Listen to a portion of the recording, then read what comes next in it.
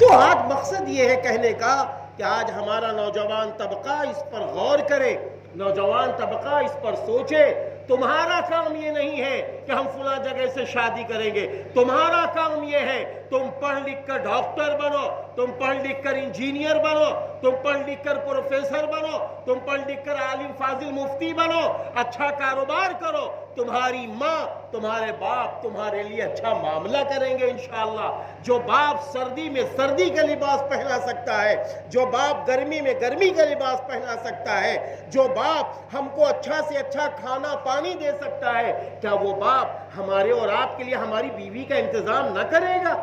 ضرور کرے گا باپ۔ اس لیے اگر ہمارے نوجوان چاہتے ہیں، اپنی چھوٹی سی زندگی میں برکت چاہتے ہیں، اپنی چھوٹی سی زندگی میں رونق چاہتے ہیں، اپنی چھوٹی سی زندگی میں چین سکون چاہتے ہیں، تو آؤ میرے بچوں، حضرت ابراہیم علیہ السلام اور ان کے بیٹے حضرت اسماعیل علیہ السلام سے سبق لے لو کہ حضرت اسماعیل علیہ السلام نے اپنے باپ کو خوش کیا، اللہ نے ان کی زندگی میں زمزم جیسا پانی نصیب فرما دیا، آپ کو پیغمبر بنا دیا۔ اگر آج بھی ہمارے اور آپ کے بچے اپنے ماں باپ کے فرما بردار بن جائیں، انشاءاللہ یہ کسی کے فقیر نہیں بنیں گے، یہ کسی کے محتاج نہیں بنیں گے۔ یاد